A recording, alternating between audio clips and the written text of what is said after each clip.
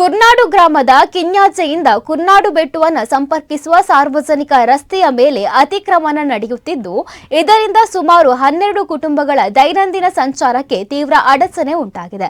ಆದ್ದರಿಂದ ಕೂಡಲೇ ರಸ್ತೆಗೆ ಅಡ್ಡಲಾಗಿ ಹಾಕಿರುವ ಅಡಿಕೆ ಮರದ ತುಂಡುಗಳು ಹಾಗೂ ಕಲ್ಲಿನ ರಾಶಿಗಳನ್ನು ತೆರವುಗೊಳಿಸಿ ಸಾರ್ವಜನಿಕ ಸಂಚಾರಕ್ಕೆ ಅವಕಾಶ ಕಲ್ಪಿಸಬೇಕು.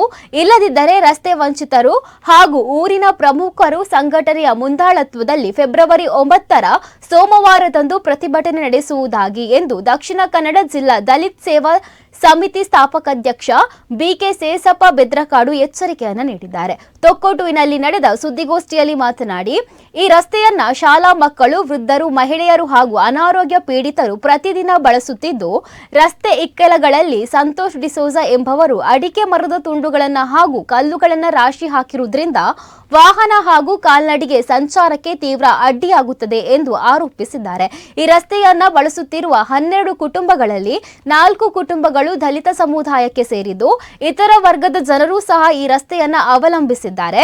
ಕಳೆದ 30 ವರ್ಷಗಳಿಂದ ಸಾರ್ವಜನಿಕರು ಈ ರಸ್ತೆಯನ್ನ ಉಪಯೋಗಿಸುತ್ತಾ ಬಂದಿದ್ದು, ಇದೀಗ ಏಕಾಏಕಿ ಸಂಚಾರಕ್ಕೆ ತಡೆ ಸೃಷ್ಟಿಸಿರುವುದು ಸರಿಯಲ್ಲ ಎಂದು ಅವರು ಹೇಳಿದರು.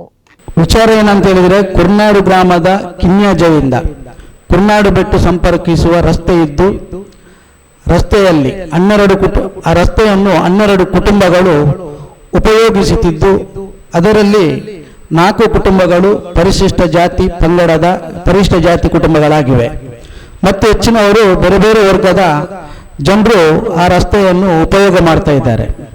ಈ ರಸ್ತೆಯನ್ನು ಅತಿಕ್ರಮಣ ಮಾಡಿಕೊಂಡು ಸಂತೋಷ್ ಡಿಸೋಜ ಎಂಬವರು ಶಾಲಾ ಮಕ್ಕಳಿಗೆ, ವೃದ್ಧರಿಗೆ ಮತ್ತು ಸಾರ್ವಜನಿಕರಿಗೆ ಅಡ್ಡಿಪಡಿಸುವಂಥ ಕೆಲಸವನ್ನು ಮಾಡ್ತಾ ಇದ್ದಾರೆ.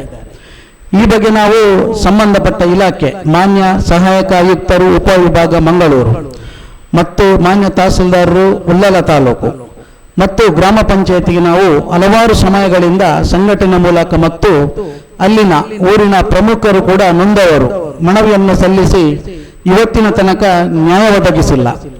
ಆದ್ದರಿಂದ ನಾವು ಇವತ್ತು ಸಂಘಟನೆ ಮತ್ತು ಆ ರಸ್ತೆಯಿಂದ ಯಾರಿಗೆ ಅನ್ಯಾಯ ಆಗುತ್ತೋ ಅವರು ಮತ್ತು ಊರಿನ ಪ್ರಮುಖರು ದಿನಾಂಕ 9ರಂದು ನಾವು ಪ್ರತಿಭಟನೆಯನ್ನು ಹಮ್ಮಿಕೊಂಡಿದ್ದೇವೆ.